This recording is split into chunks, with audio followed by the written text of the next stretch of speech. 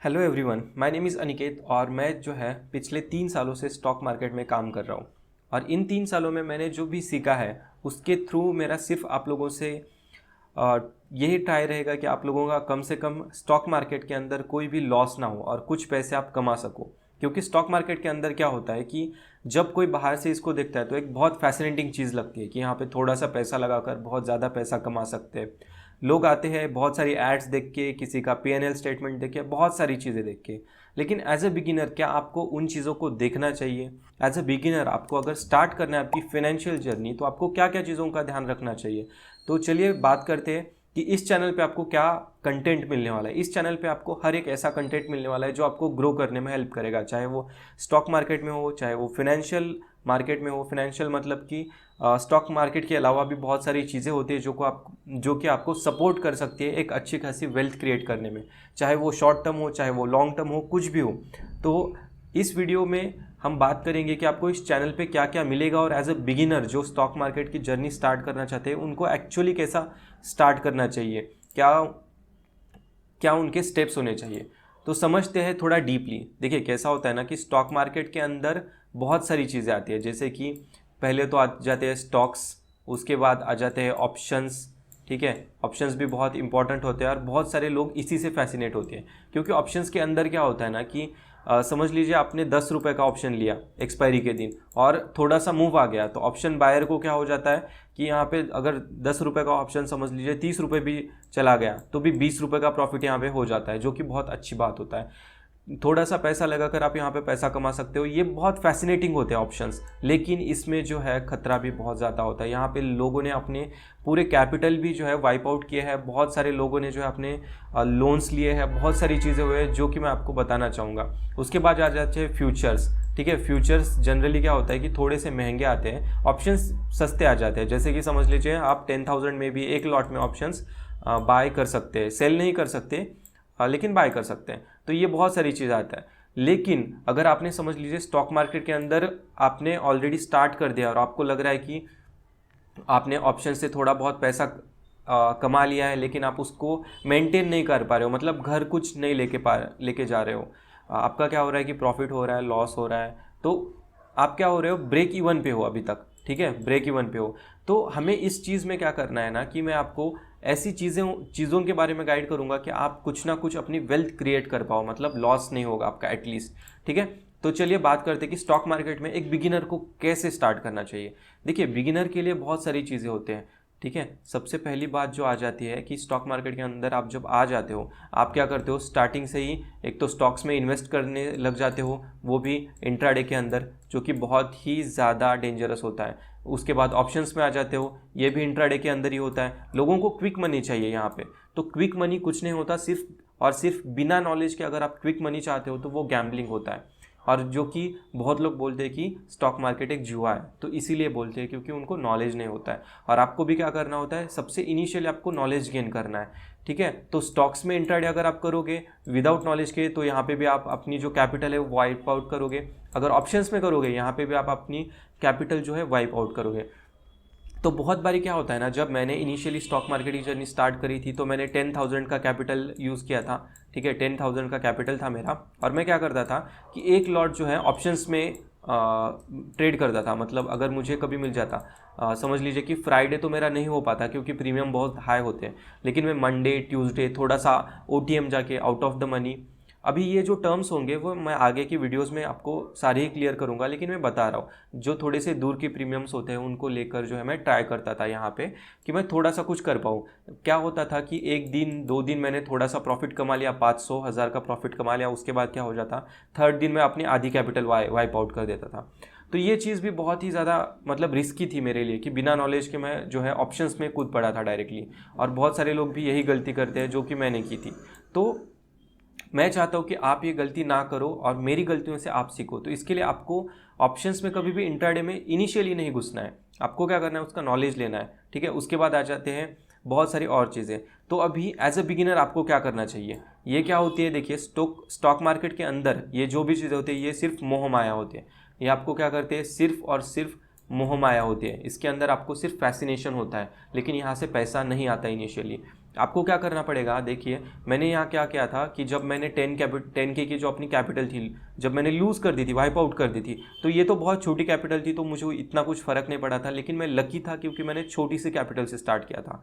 उसके बाद मैंने फिर से 10K लाए मार्केट के अंदर, फिर से मैंने जो है इसको भी वाइप आउट कर दिया, फिर से 10K लिया, मतलब 30-40,000 तक मैंने सिर्फ जो है 10-10 हज़ार करके ही लाए। ऐसा नहीं कि एक ही बार में मैंने 50,000 डाल दिया और दूसरे दिन वाइप आउट कर दिया। मैंने क्या किया कि चीज़ों को समझना स्टार्ट किया। तो आप भी पहले ऐसे ही कर सकते हो। समझ लीजिए कि आपके पास 1 लाख रुपए है, तो आपको कभी भी 1 लाख पूरे स्टॉक मार्केट के अंदर नहीं डालने। आपको क्या करना है, उसको एटलीस्ट स्टार्टिंग में सिर्फ 10,000 से ही आपको स्टार्ट करना है। और उसके बाद क्या करना है वो मैं अभी आपको बताऊंगा। देखिए सबसे पहला क्या करना है आपको कि स्टॉक मार्केट का इनिशियली नॉलेज लेना है। बहुत सारी चीज़ें होती है, मैं भी इस चैनल पे आगे आगे बताऊंगा कि स्टॉक मार्केट में आप कैसे प्रोसीड कर सकते हो। उससे पहले स्टॉक मार्केट के पहले भी कुछ चीज़ें आती है जो कि आपको इनिशियल टाइम में पैसा क्रिएट करके दे सकती है, जैसे कि एक IPO।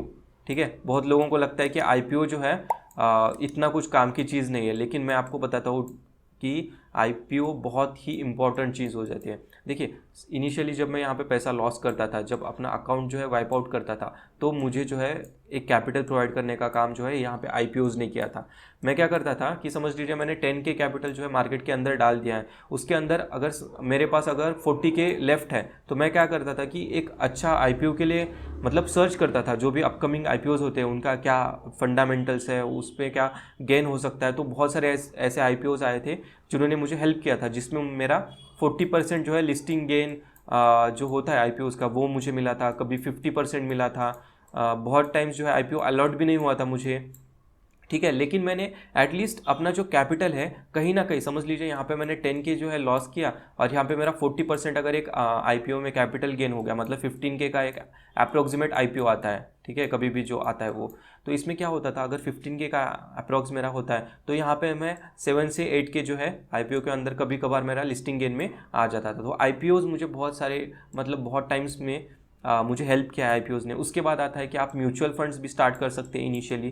म्यूचुअल फंड में लोगों को क्या लगता है कि अगर आपको थोड़ा बहुत भी नॉलेज है, ठीक है, स्टॉक्स के बारे में, तो स्टॉक्स के बारे में अगर आपको नॉलेज है तो म्यूचुअल फंड आपके लिए सही नहीं है उतना। क्योंकि स्टॉक्स में क्या होता है ना कि आप अच्छे क्वालिटी स्टॉक सेलेक्ट करके उसमें आपका पैसा जो है इन्वेस्ट कर सकते हो यहाँ पे स्टॉक्स में, और जो कि आपको अच्छा खासा गेन दे सकते हैं। मतलब समझ लिए 10% दे सकते हैं, कभी इससे ज़्यादा भी दे सकते हैं, कभी 20% भी दे सकते हैं।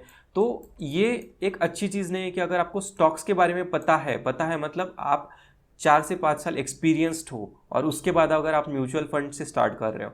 ठीक है, लेकिन अगर आप जस्ट स्टार्ट कर रहे हो तो मैं कहूँगा कि आपको म्यूचुअल फंड से ही स्टार्ट करना चाहिए। इसमें आप एक SIP क्रिएट कर सकते हो जो कि आपको एटलीस्ट कुछ ना कुछ गेन करके देगा।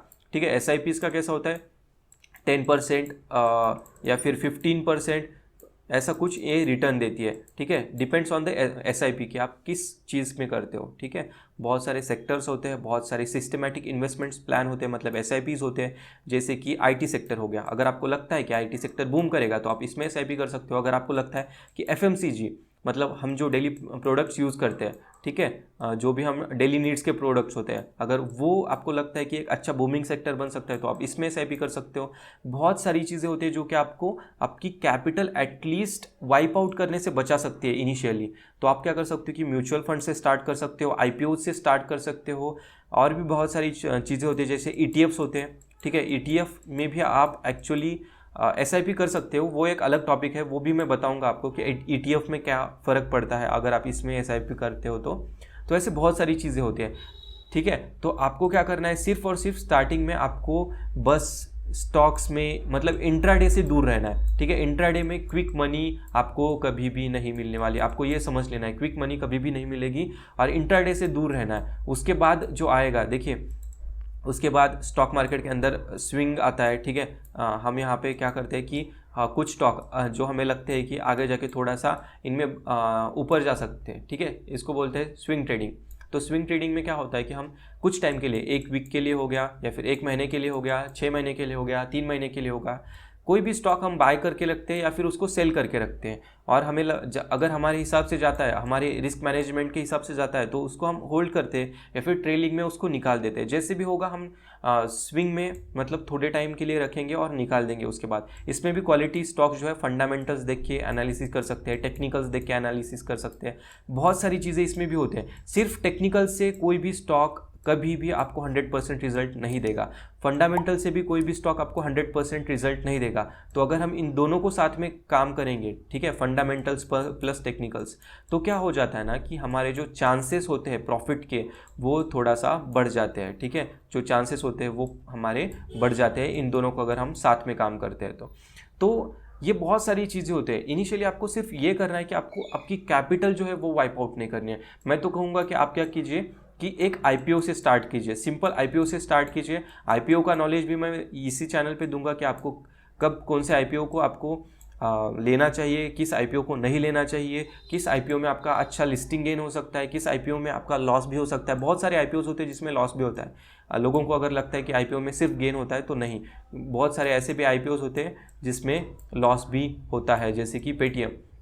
इसमें बहुत लोगों का जो है लॉस हुआ था, पर लॉट लगभग 2 से 2,500 हज़ार का जो है इसमें लॉस हुआ था। ऐसे बहुत सारे आईपीओज होते हैं, जैसे LIC का था, तो उसमें भी बहुत सारे लोगों का लॉस हुआ था। तो क्वालिटी आईपीओज भी सेलेक्ट करना मैं आपको इसी चैनल पे बताऊंगा। अगर आपको ये वीडियो अच्छा लगा तो प्लीज़ इस वीडियो को लाइक कर देना और चैनल को सब्सक्राइब कर देना, ताकि आपको जो है फ्यूचर में ऐसे ही वीडियोस मिलते रहे जिसमें मैं आपको कुछ क्वालिटी कंटेंट प्रोवाइड कर सकूँ और आपको आपकी कैपिटल सेव करने में मदद कर सकूँ।